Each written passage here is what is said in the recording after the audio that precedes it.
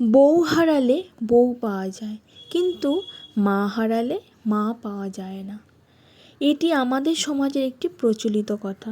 মনে হয় বউ যেন ডাস্টবিনের ময়লা, তাকে যখন ইচ্ছে ছুঁড়ে ফেলে দিলাম, আবার যখন মন চাইলো তাকে তুলে নিয়ে আসলাম।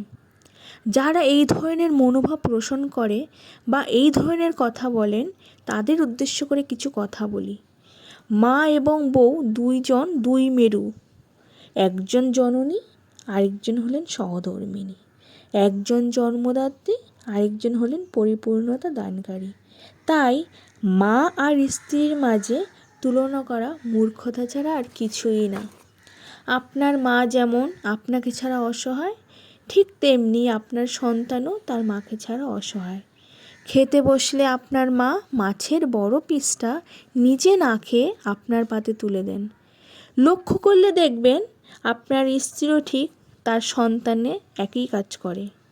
আপনার মৃত্যুতে আপনার মা যেমন হবেন সন্তানহারা, ঠিক তেমনি আপনার স্ত্রীও হবে সঙ্গীহারা।